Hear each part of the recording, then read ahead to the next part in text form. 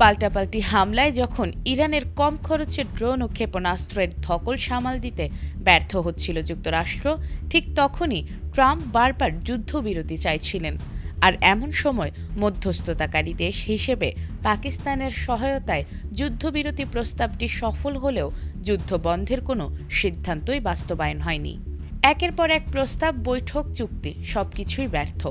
কিন্তু এরই মধ্যে আবারও ইরানে হামলা চালালো যুক্তরাষ্ট্র। মার্কিন সেন্ট্রাল কমান্ড বা সেন্টকম নিশ্চিত করেছে তারা দক্ষিণ ইরানের গোরুক শহর এবং কৌশলগতভাবে অত্যন্ত গুরুত্বপূর্ণ কেশম দ্বীপের একাধিক সামরিক ঘাঁটিতে একযোগে বিমান হামলা চালিয়েছে। মার্কিন বাহিনীর দাবি এটি কোনো আগ্রাসন নয়, বরং আন্তর্জাতিক নৌ চলাচল নিরাপদ রাখার একটি আত্মরক্ষামূলক পদক্ষেপ। এর আগে আন্তর্জাতিক জলসীমায় টহলরত একটি মার্কিন MQ-1 ড্রোনকে গুলি করে নামিয়েছিল ইরান, আর এ কারণেই সেন্টকম এমন পদক্ষেপ নেয়। এছাড়াও তাদের দাবি, ইরানের এই পদক্ষেপ আঞ্চলিক নিরাপত্তা ও আন্তর্জাতিক নৌ চলাচলের জন্য হুমকি তৈরি করেছিল।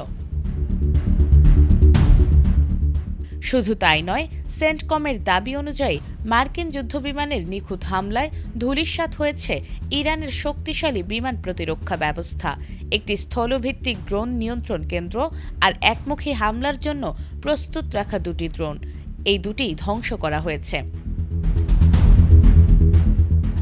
মূলত গোরুক ও কেশম দ্বীপ অবস্থিত বিশ্বের সবচেয়ে সংবেদনশীল জ্বালানি রুট হরমুজ প্রণালীর প্রবেশদ্বারে।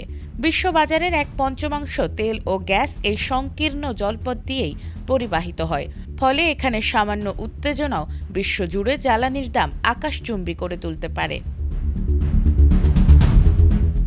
তবে তেহরান এখনও আনুষ্ঠানিক প্রতিক্রিয়া না জানালেও এই হামলা মধ্যপ্রাচ্যের নিরাপত্তাকে এক চরম অনিশ্চয়তার মুখে ঠেলে দিয়েছে। ওয়াশিংটন ও তেহরানের এই চোখে চোখ অবস্থা কি পূর্ণাঙ্গ যুদ্ধের রূপ নেবে, নাকি আন্তর্জাতিক কূটনীতিতে বরফ গলবে? বিশ্বের নজর এখন পারস্য উপসাগরের দিকে। নাজমুন নাহার জান্নাত, ATN বাংলা।